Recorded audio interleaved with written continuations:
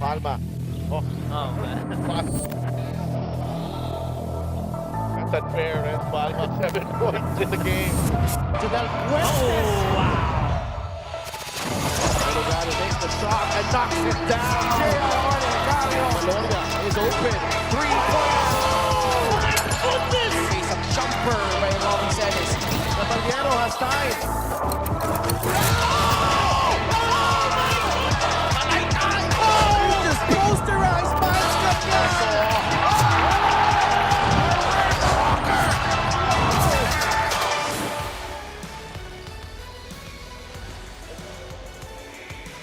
Ito ang Liga ng Bawat Pilipino. This is the Maharlika Pilipinas Basketball League. And after a very eventful weekend, we resume basketball action dito sa napakaganda at napakabagong Quezon City District 2 Gymnasium.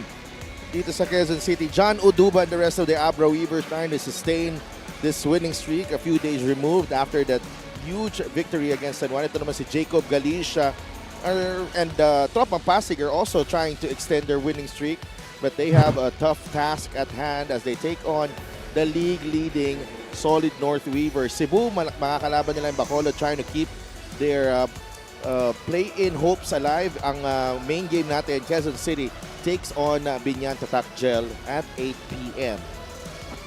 Magandang hapon mga kaliga, sila Tupas kasama si Coach Mike Perez, kasama din natin si Andrea Indicio. Magandang hapon sa mga nanonood sa atin sa YouTube and syempre sa pusup.com. We're also live on Solar Sports every Mondays, Thursdays and Saturdays starting at 6 p.m. So Coach Mike, after nagrally ka ba kahapon? Oo, nagpunta tayo. Oo, ako nandun ako in spirit. Oh, yeah. In spirit. So, medyo, masaya ang ating weekend nga, no? Para na-express natin yung mga kailangan natin i-express. Ngayon, balik tayo sa basketball. Diretso muna tayo sa ating teams. Mga laro nung Sabado. No? Nandun tayo sa Rosales, Pangasinan, Pasay. Continuing this winning streak that they have right now, no? Itong Pasay Voyagers. Quezon Huskers, another huge win against the South Division opponent, and the Pangasinan Heatwaves bouncing back as they took down the Rizal Central Mall Golden Coolers. Yeah, those wins by Pasay, Quezon, and Pangasinan really trying to solidify their spot in the playoff run. Samantala itong Zamboanga, it's really concerning that they are sliding, but the hope is they get back on track. So, before the playoffs formally start, we do have a play-in tournament. This is a not necessarily single elimination, but yung battle for the 7th seed, number 7 versus number 8, that will, dyan magsisimula ang mga, proceedings natin. 9 and 10 is a knockout game, 9 versus 10. So, very crucial dyan. Pag manalo ka dyan, may chance ka to sneak into the number 8 spot. No? Pag manalo ka naman sa 7 versus 8, diretso ka na as the number 7 seed. So, titingnan natin kung saan ang mga kupunan natin, particularly in the North Division. Pasig right now is at number 9. They hold the tiebreaker against the Bataan Risers. So very important that Pasig holds on to this position right now. Bataan has one more game. Pasig has a couple more games, including a game against Gensa next week. Correct. And itong dalawang ito, Pasig and Bataan, pretty much they are definitely the ones that they're gonna go up in the 9 and 10 spot. Pero siyempre, subukan mo makakuha na number 9 pa rin. Pero yung 8 secured na ng Secured Ilagan. na, right. Hindi natin alam dito, between Pasay, Pangasinan, Pampanga, and Caloocan, parehong 8 yung talo. Yes. So hindi natin alam kung sino ang mag-end up at the number 7 seed. But ito naman, wala tayong duda dito. This guy left little doubt kung sino siya. Ito si Enzo Serrano, in that game against San Juan. Really, I called it legendary because he really took over when Abra needed him the most. Oo, totoo. Lalo na pagdating sa scoring. Leading everything on the field goal side, even on the free throws.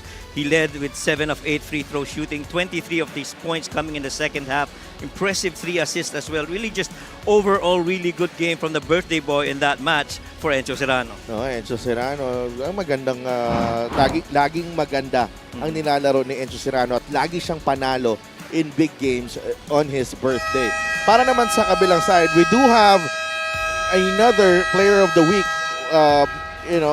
Siya din nahirang na player of the week before, because this guy right here, Warlo Batak, has been a walking triple-double dito sa kanyang, para sa kanyang kubanan sa Tropang Pasig. He's really embraced the role as the go-to guy of this team and he's really taking it upon himself na pangunahan itong team na to. Oh, yung 12 puntos niya sa second half alone, very close na yan sa average niya. Pero ang pinaka-impressive na number dito, 13 assists. He only averages roughly about close to 3 assists pero napakalaking halaga niya. That's a double-double game para dito kay Warlo Bata. What's more impressive about this 13 assists? No? Walang pilit dito. Yes. Walang pilit dito. It's all coming in the flow of the offense para dito kay Warlo Batak. So we'll see here if Pasig can pull off an upset. They pulled off a couple of upsets before this game. Titingnan natin kung matutuloy nila dito. Let's go to Miguel Pere for the starters. Pasig against Abra. It's Abra versus Pasig. Live on Puso P and YouTube channel. This is the 2025 Manny Pacquiao's MPBL Season 7. Let's meet the starters. First, for the Abra Solid North Weavers. Starting at center, number 9, Raven Gonzalez. Also at forward, number 16, CJ Austria. Guard number 5, Josh David. The other guard, number 10, Jolo Mendoza. And at forward, number 1, the Sheriff, Dave Ildefonso. The head coach for Abra is Yong Garcia. Assistant coaches, Denok Miranda, Don Uro, and Edsel Valiena. Team owners, Bukay Mayor Jaja Bernos and Honorable Congressman J.B. Bernos. Here's for Pasig City. Starting at guard, number 27, Aljen Gadin. Also at guard, number 1, Warlo Batak. Playing center, number 29, Jacob Galicia. Forward, number 10, Mark Montuano. And the other forward, number 44, Jerome Garcia. The head coach for Pasig City is Aldrin Morante. Assistant coaches, J.R. Villanueva, Lance Inco, and Richard Rosales. Team owner, Mr. Buddy Encarnado. Reference for small game are Alan Manzano, J.R. Francisco, and Brian Ramirez. Substitute referee is Edwin Bubos. His game is not under the supervision and regulation of the games. Joshua David, Jolo Mendoza, Raven Gonzalez, CJ Austria, and Dave Ildefonso ang 5 para dito sa Abra Solid North Weavers. Tropang Pasig has Paul Gadin, Warlo Batak, Jacob Galicia, Mark Montuano, and J. Gars, Jerome Garcia. Our officiating crew will be led by Alan Manzano. Kasama niyo dyan si J. Francisco, Brian Ramirez, Edwin Bubos is the substitute referee. May college vibes dito para sa Abra. Oh nga, no? The starters, ha? Oh, it's very rare when you can mention na si Jolo Mendoza is perhaps the most senior guy on this 5 right here. That is very true, and you have very mobile guards, very capable, quick readers as well ng mga sitwasyon. You couple that with Dave Ildefonso, talaga nga namang ganda nito, sinamama pa ng Raven for the defensive end. Ildefonso down low to Austria, Gadin with a crucial intervention. Warlo Batak pulls up, the jumper doesn't work. Para kay Warlo Batak, he's been in terrific form the past few weeks. At saka ramdam mo yung kumpiyansa rin kay Warlo Batak leading the way alongside din si Jacob Galicia for Pasig. Now, Jacob Galicia also averaged a double-double in the past 2 games. Ildefonso jump stop. The pass to David. The 3 doesn't go. Bagong-bago yung venue natin. Parang mahirap pang makashoot. Oo, sinusubukan pa mag-calibrate nito mga players natin on the floor. Well, this is a really good-looking venue. Turnaround shot by J. Gars, no problem. Walang problema kay J. Gars. Little spin off the elbow against that defense. Oh, walang nakabantay. Oh, mintis. Ang layup ni CJ Austria. Here's Gadin. Gets it to J. Gars. The 3. Got it. 2 out of 2 from the field, 1 from the perimeter, another 1 from outside. J. Gars looking good so far here in this game. 5-0 start here for Pasig. Mendoza swings it over to Dave Ildefonso. 2 minutes gone by. Ildefonso beats his man. Austria with the offensive rebound and he puts it back in. And man ang kagustuhan mo dito kay CJ Austria. He pretty much tries to stay inside the paint and magandang position din. Even defensive or offensive rebounds.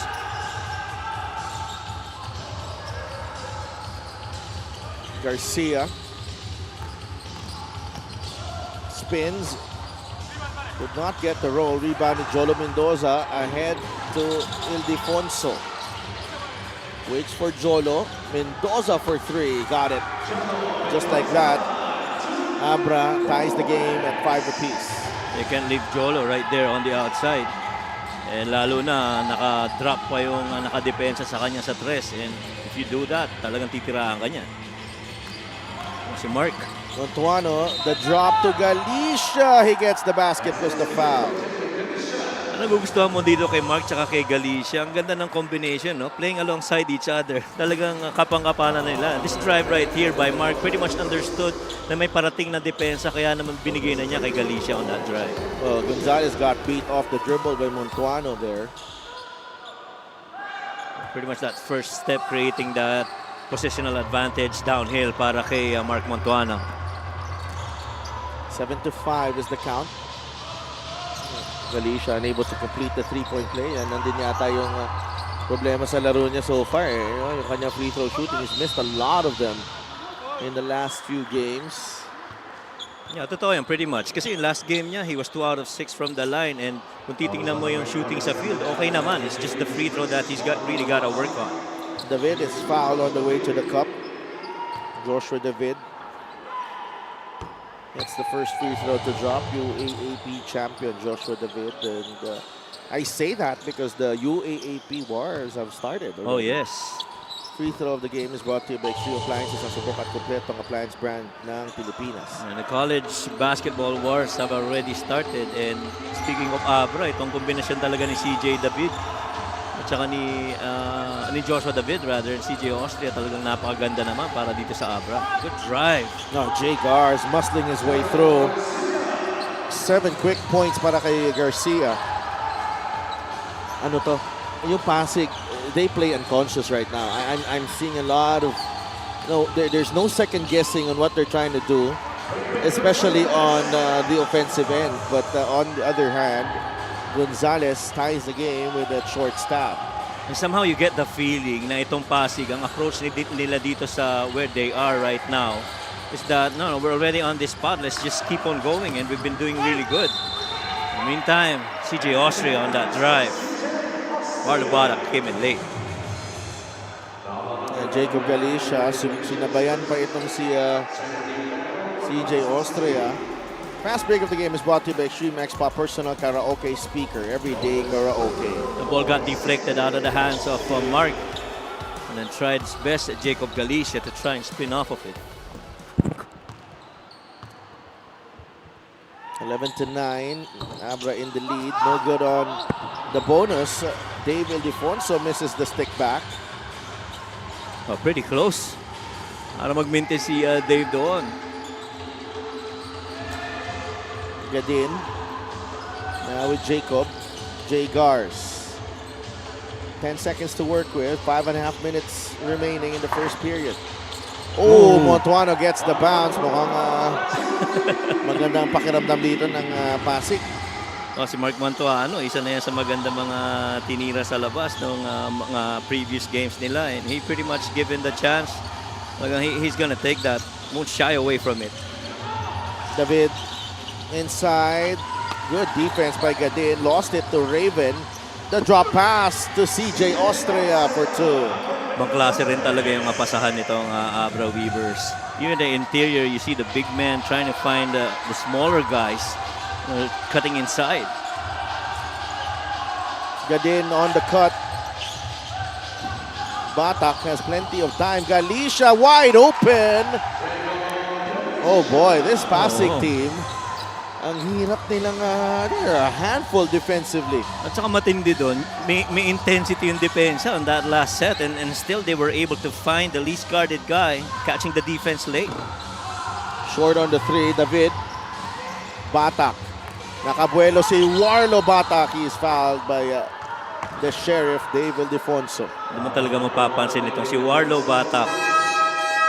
Pretty confident this season as he plays with a lot of intensity, a lot of purpose. And ramdam na ramdam mo yung kumpiyansa dito kay Warlo eh.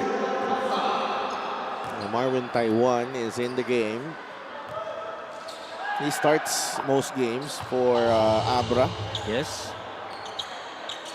Look at the numbers from Marlo Batak. Easily a shoe-in sa candidate. It's one of the candidates for our probably most improved player. 13.4 points, 5.9 rebounds. Numbers have really jumped this season. He's taken it to another level. First time All-Star as well. And he's doing that playing alongside Mark Montuano, Jacob Galicia, even Chito Jaime. You know, he really just found his very comfortable spot here for Pasig.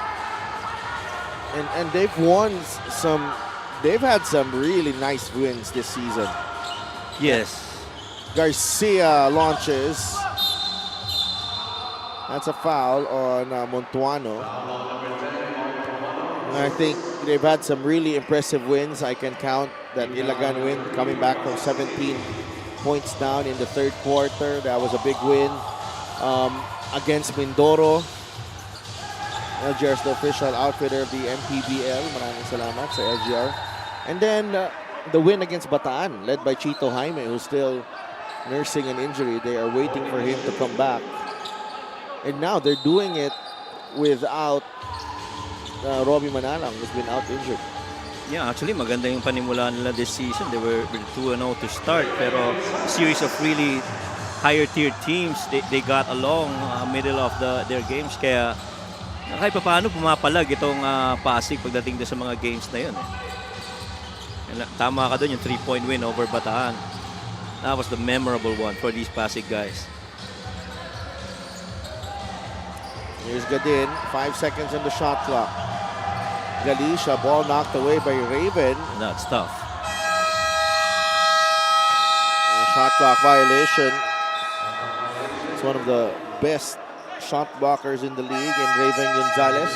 Tsaka wala nang oras masyado si Jacob Galicia dun eh. When he got that ball roughly about 4 seconds and you have the best defender right in front of you by Abra, you got to be more creative in making a shot. Pero easier said than done. Jacob, si Raven Gonzalez yan, leading shot blocker so far. 15 all is the count. Taiwan. Ildefonso. There is a whistle down low. Referee Brian Ramirez calling the foul on, I think it's on Jacob Galicia. Jess Kilatan is in the game, and the acid rain, Rocky Acidre. Oh yes. Parang ayoko yun eh. Parang ayoko yung nickname na moniker na yun eh. Sino ba nag-create nun? Si Richard Tampos. Buti wala siya dito ngayon. Kawawa na naman sana mga player. Oo. Kasi Drin, delikado sa mga windshield yan. Kaya nga eh. Kaya nga eh. Pa-check mo yung ano mo, sasakyan mo. Kaya pala blurred minsan yung ano. Exactly.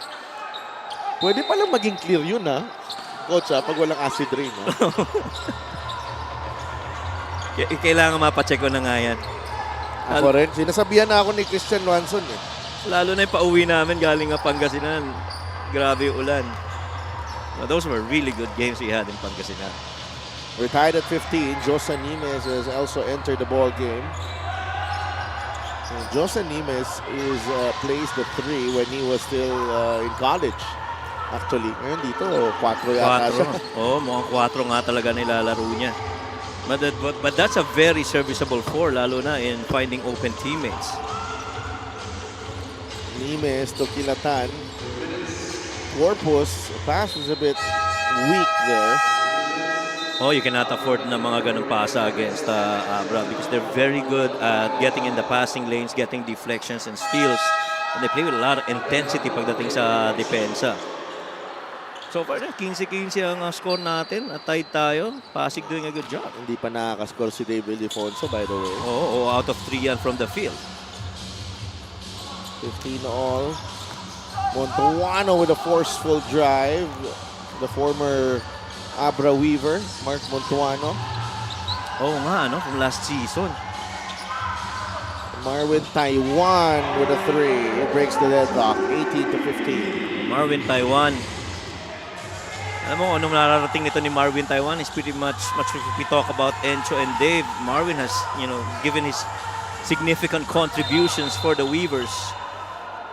Well, you see there on a strong drive down the middle. No rim protection, heard his shot.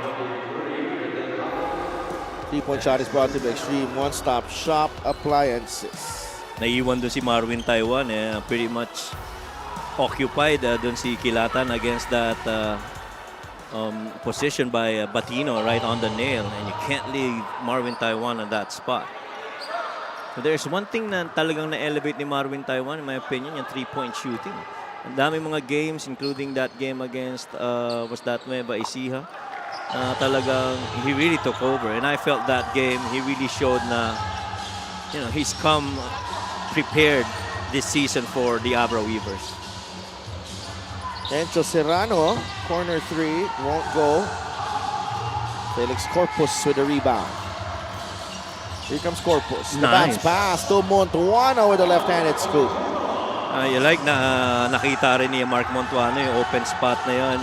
And so far, in terms of assist, ganda nagiging ball movement and man movement nitong Pasig. Fabro draws closer. Uduba, ball knocked away. Kilatan running with friends. Finds Corpus. Montuano on the cut. Beautiful play galing sa tropang Pasig. Boy, you got 7 assists in the first quarter against the #1 defensive team this season. You are doing something really good if you're Pasig. Encho, wide open for 3.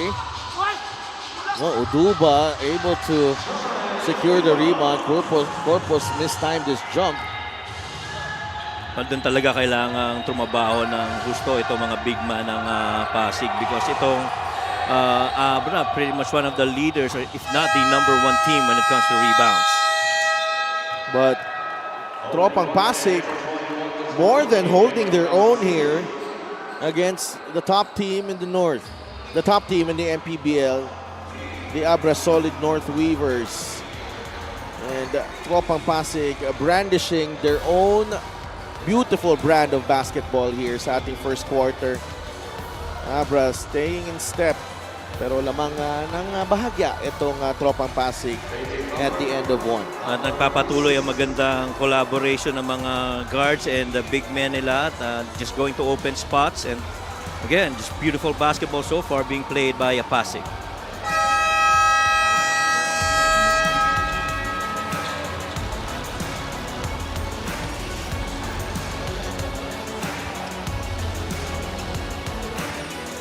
You are still watching the MPBL. Dito sa liga nating ito, maraming nagiging reunion. Hindi lamang on the side of the players, but also on the side of the coaches. Well, sa Dolphin Coach Mike, who would have thought that Coach Aldrin Morante was once a player of Coach Yong Garcia? Yes, you heard that right.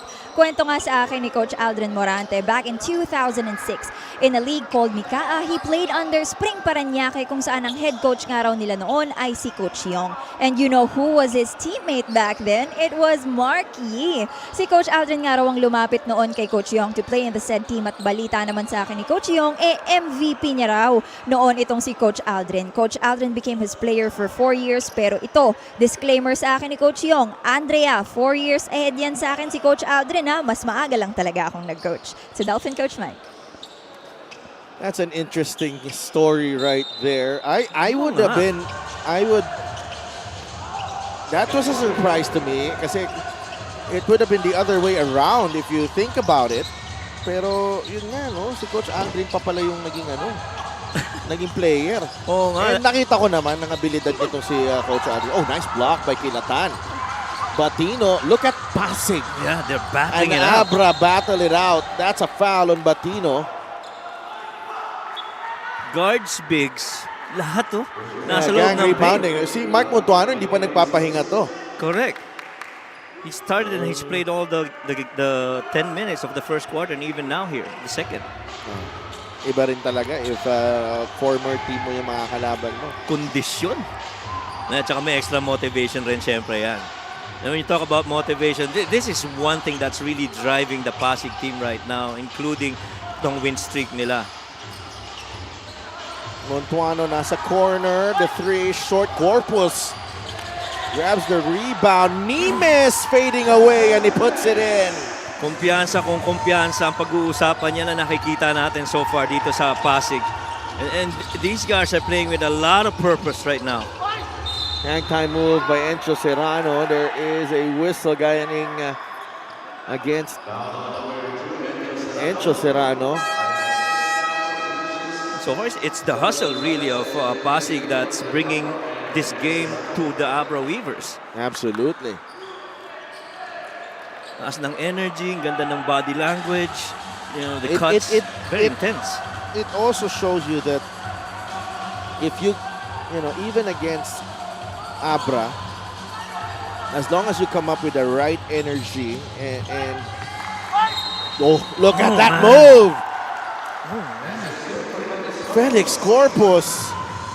Oh my, what a performance so far from Tropang Pasig. Little in and out dribble here and then the attack to the cup. Sinubukan agad ang depensa ni Jorel Gonzalez. At saka tatlong defenders yung dinaanan niya. Yung una, nag-2 on the ball na yun, pero diniretso pa rin niya. Dumating yung help defense, but still, again, nakikita mo talagang very intentional basketball with a lot of energy being played by Pasig.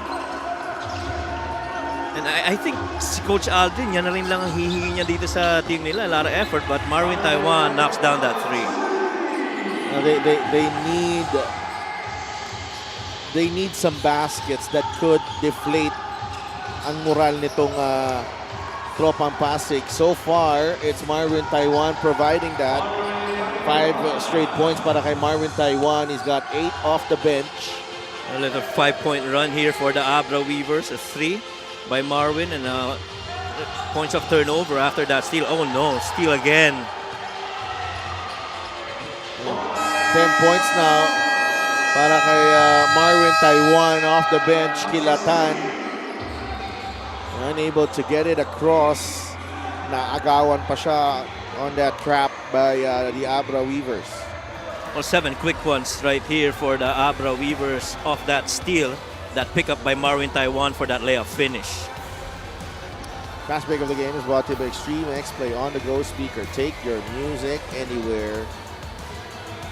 And Pasig City, just as they were threatening to extend the lead earlier, now they're down by 1.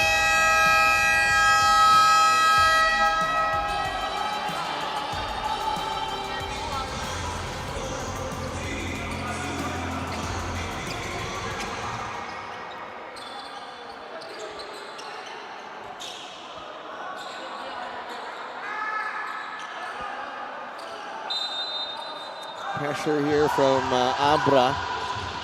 Morante has replaced Kilatan. They get it across quickly. Asidre will fire. Masyado malakas. 1 and done para dito sa Pasig. The defense right now extended by the Abra Weavers full court. Really bringing back the intensity on their side of the floor. Gonzalez now down low to Oduba. Taiwan. That's a 3. Marwin has 13 in the ball game. Oh, wow. What a shooting display here by Marvin Taiwan. 3 out of 4 from beyond. That's a foul.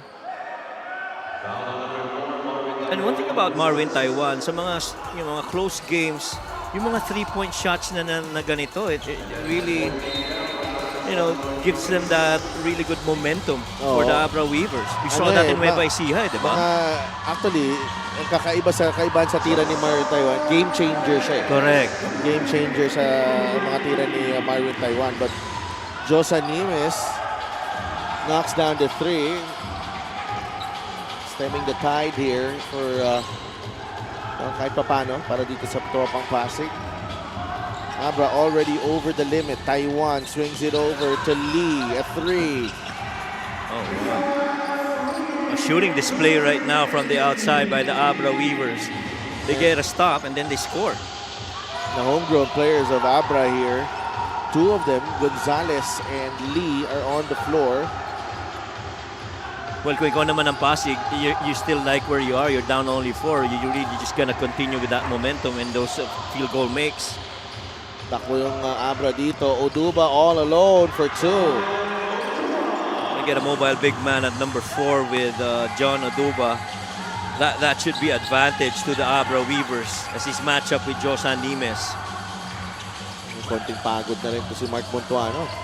Oduba sa ilalim. That's a 2-pointer. And Mark once again getting attacked defensively by that dive inside by Oduba. They just flip the switch here. Yes.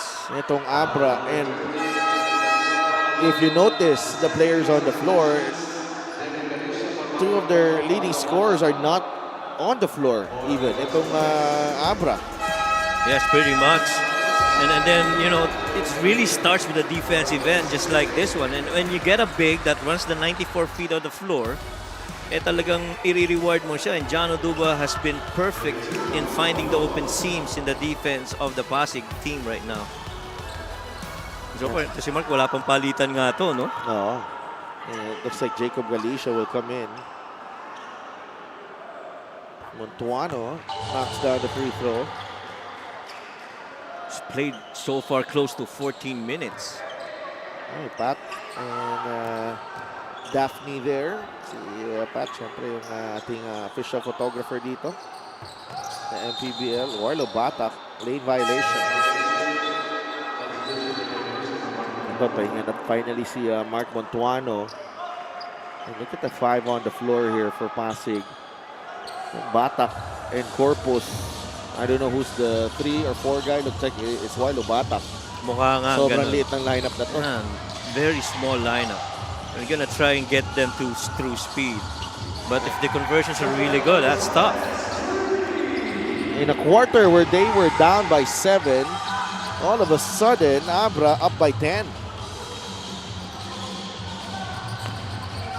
Well, they scored 20 in the entire 10 minutes of the first quarter. Pero ito, nangangalahati pa lang tayo. Naka-20 na kaagad ang Abra. And a lot of that has really come from points of turnover where they got 8 points, 10 points out of it.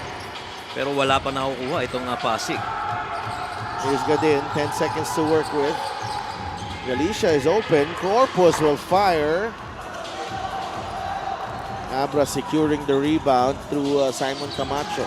Very rare na yung mga field goals para dito sa Pasig right now. And kind of like you feel that the defense is really getting to them and making things difficult on the offensive side.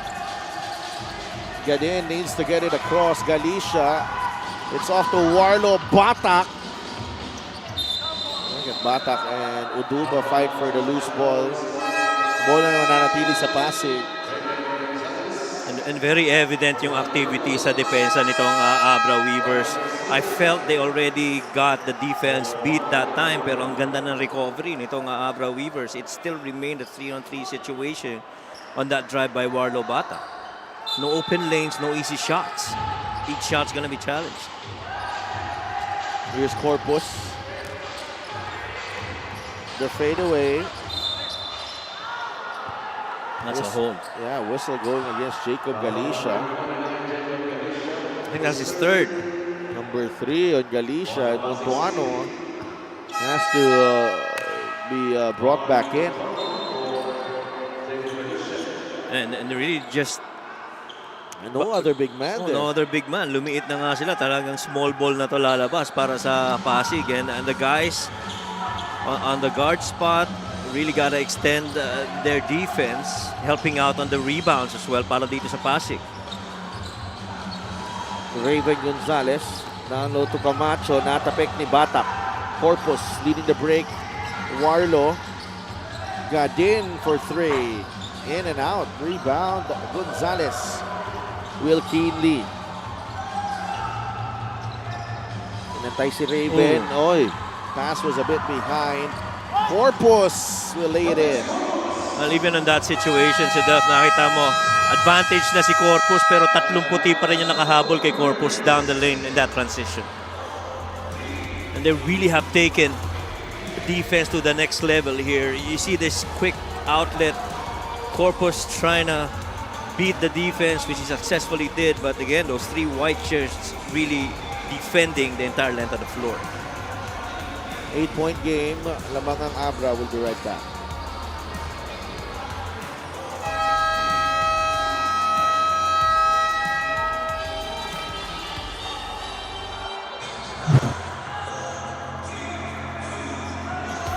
Abra winning over San Juan. This is the virtual clash for number 1 in the North Division. Nakalamang sila sa free throws, field goals of course, but it was the clutch performance galing kay Encho Serrano in that fourth quarter really keying that win. And very similar to how this game is being played right now by the Abra Weavers. The advantages really in that game for Abra were really more on second chance points. And kung titingnan mo, doon sila kumukuha ng karamihan ng energy nila. At hindi lang yung coaches na naglalaban dito, mga anak nila naglalaban din. Morante and Garcia on the floor right now. Montuano is denied by Gonzalez. Garcia to Lee. That's a foul on Morante. Wala pa sa penalty ang Pasig. Napansin ko dito sa gym natin, nararamdaman mo gumagalop yung mga players pababa, and for the most part, when they quickly run downhill, itong Abra Weavers, you really see and feel the intensity on both ends. Sumona na dito ang Pasig. Actually, kanina pa sila nakasona but dalawang tres na yan. Kaya kay Jorel Gonzalez, he's provided some scoring punch off the bench. You know what impresses me about this performance right here? 7 of 17, ang Abra, 3 of 12 ang Pasig, is that Coach Yong, he let pretty much his third group, with the exception of Marwin Taiwan, to go through the storm ng magandang laro at momentum ng Pasig. Oo, kumbaga hindi nila pinasok yung mga yan na favorable para sa kanilang sitwasyon. A little bit of a test on the resilience and the resolve of the third group of Coach Yong. That speaks a lot. As si Garcia right there knocked down a 3. And parang somehow you get this feeling na itong Abra Weavers, lahat is laser focused right now, understanding what they need to accomplish in this game, possession per possession. Ari Baldo is also in the game para sa Abra. Morante trying to answer. It's an air ball. Well, Morante in the previous game actually led in terms of three-point makes. He was perfect 2 out of 2 from their last game. Pero dito, nararamdaman niya yung depensa. Magkasunod ng shot na mag-ama din. Gonzalez, another 3. He's 2 for 5 so far. Pero kahit na nagmimintis, kita mo pa rin yung aggressiveness nitong Abra Weavers na the very least makakuha man lang ng crack at an offensive rebound. Garcia for 3. Yes! Dalawa na yan. Para kay Garcia. Much to the delight of the Abra bench there. Was Chris Conway, the team manager. 31 points na ang ginagawa dito ng Abra Weavers here in the second quarter and brought about by a lot of defensive intensity. Garcia wide open. Good pass galing kay Batak. But here come the Weavers the other way. And his last touch on Abra. No, a good thing for the Pasig team, they were able to locate that rim run. 3-point shot is brought to the extreme. One-stop shop appliances. Against the zone, they pretty much have had success taking threes from the outside. The closeouts have not been that effective against those threes for Pasig.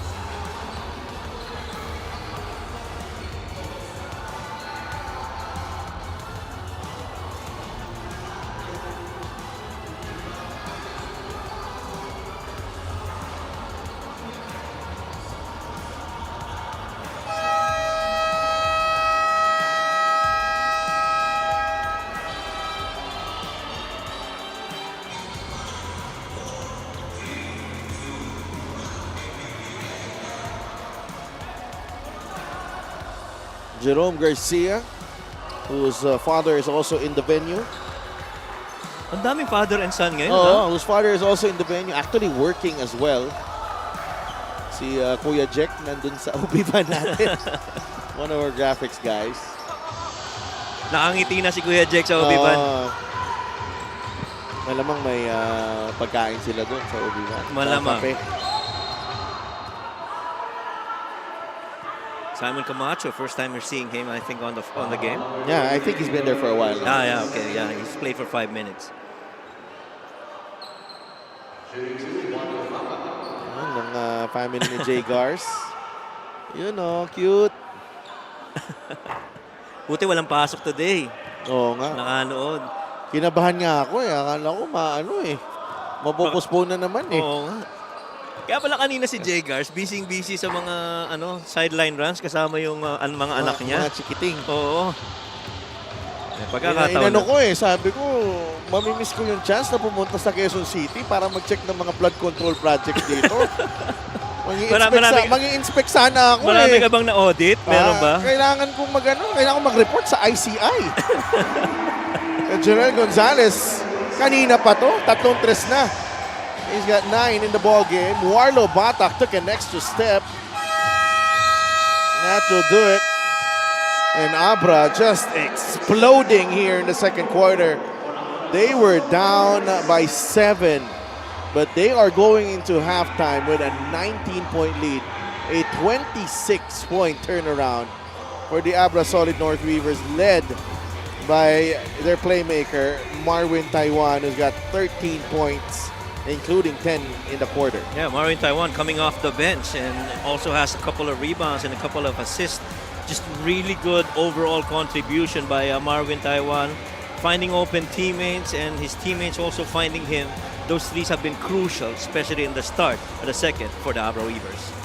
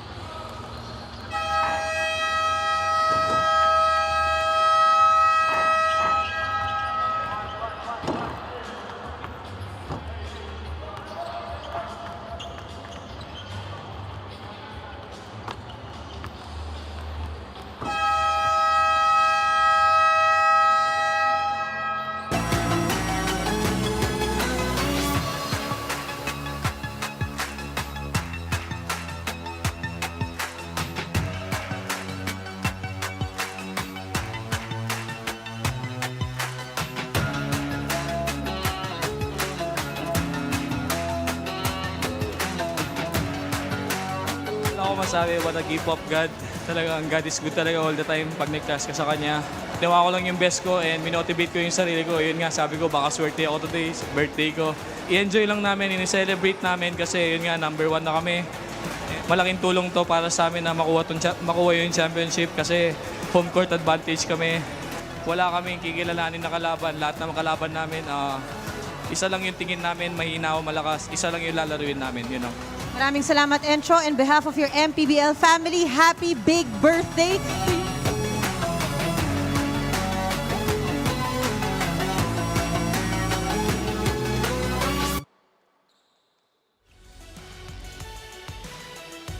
Well, happy birthday, Encho Serrano.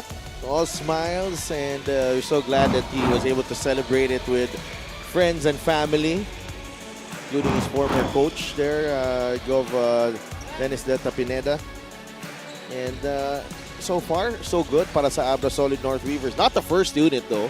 It was the second unit that stepped up, or third unit, as Abra got into a really nice groove in that second quarter. You know, you got to give credit to Pasig. They fought as hard as they could. They were up momentarily for for a few moments in that second quarter. Si Marwin Taiwan that really just took charge.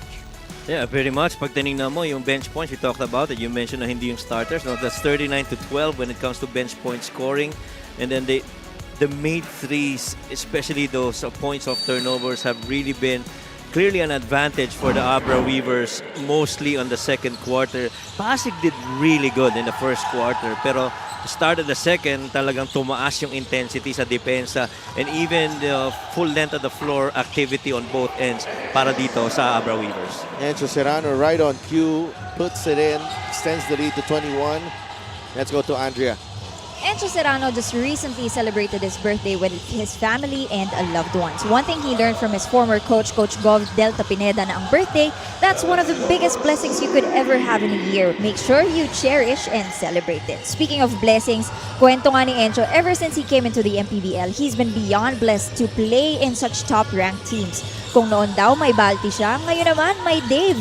Naaalala nga niya how he was so surprised when he finally saw his teammates here in Abra.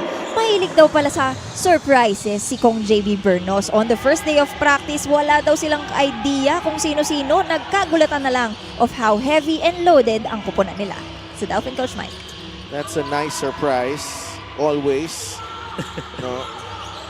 Alam mo, pag may team ako, biglang nandun si Coach. Si Coach Mike pala yung coach ko? Tayo dyan. Wow!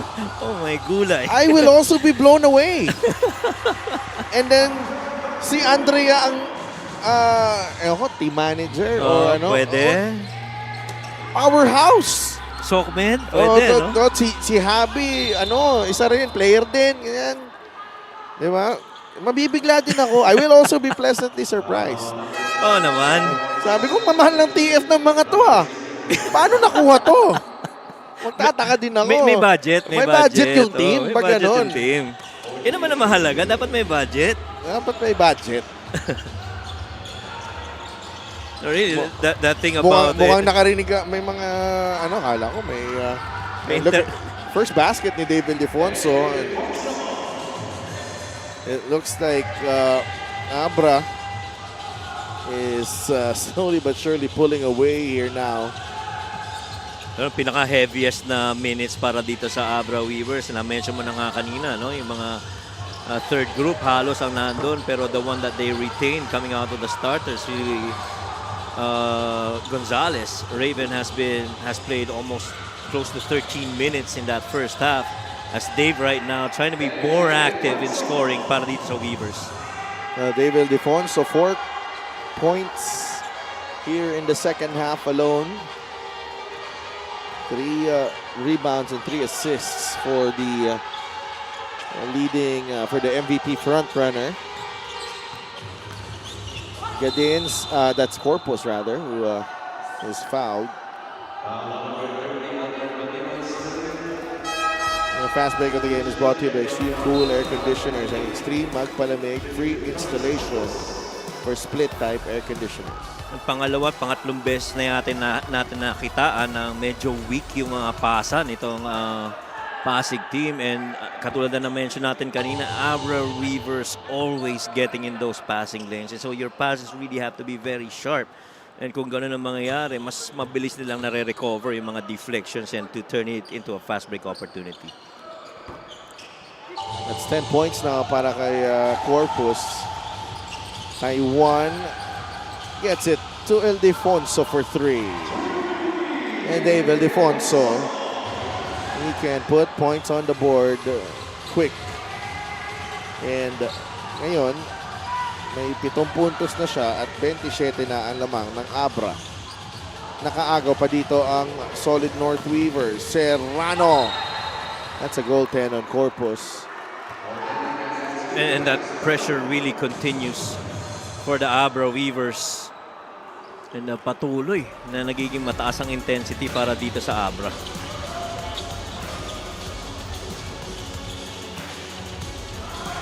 Oh, and kung ikaw naman ang Pasig Weavers, ang tanong Pasig, ngayon, Tropa Pasig. Sorry, Yun ang naging Tropa Weavers. Pasig. Yung Pasig pala, ang ano dito sa Pasig is that where do you get your scoring from?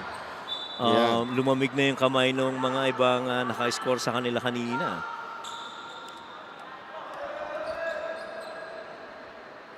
And it's really tough if you're gonna be slowed down by this defense of Abra. Pasig needing a really good response here. Taiwan, bigay kay Encho Serrano. Tugas ng katawan ni Rocky Asidre, sinubukan ni Encho. Chance para makascore at least nang hindi nakaset up itong depensa sa half court nitong Abra Weavers. Is really for Pasig to run the length of the floor and try to attack them nang hindi pa nakaset up yung depensa.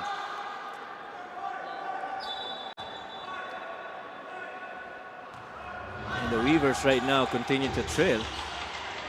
Ang tanong dito, sino magiging consistent na scorer para sa kanila here in the third? The ball knocked away by David Defonso. Look out below, and David Defonso throws it down. He's got 9 here in the third. Rocky with a quick response. They're gonna need a lot of that from Rocky Asidre. Perimeter jumpers. Pero patuloy pa rin ang down the hill, fast-paced action para dito sa Abra. Twice already they tried to find Batino pero hindi nagiging successful. This is the Gixxer great move of the game, born for greatness. Dave Ildefonso with a hammer. And no question, he's been great this season. That's Dave Ildefonso. Jay Gars, Montuano the ball fake, Montuano the shot, no rebound, Gonzalez. Even yung mga shots na makeable para dito kay Mark can't find the range so far. Encho for 3. That doesn't go. Rebound, Di Montuano. Jay Gars spinning away from trouble. Shoots the 3 and knocks it down. Patuloy na komportable naman itong si Jay Gars. Right now has 10 points. Going 3 of 6 from the field. Pero this time, Ildefonso again catching that defense late. A little sidestep there on the catch. Galing kay Dave Ildefonso. Ito, Ildefonso gambled on the steal and then Jay Gars makes him pay with a 3. Pero binawi na naman sa kabila. On the other end, a little fly-out situation. You get beat, Aldefonso goes the other end. Late naman na naging depensa doon ng Pasig. 11 points, 3 rebounds, 4 assists for Dave Aldefonso. And just like that, no points in the first half. Second half, third quarter rather, he scores all of his 11. And all boils down to starting on the defensive end, which is pretty much what the Abra Weavers take a lot of pride on. They're second when it comes to defense, allowing only 69 points for their opponents. Austria able to score underneath. Just discards Garcia. And this is looking pretty much, well, at least since the start of the second quarter, where really they stamped their control on this game. Itong Abra Weavers, everything really looking more like the profile game for the Abra Weavers. More rebounds, more blocks, a lot of fast breaks, and outscoring 80 points already. Almost 3 more minutes remaining in the third. Well, it felt like a Pasig type of game for a while. Yes. For probably first 12, 14 minutes of this ball game, and then it became an Abra game. Indeed.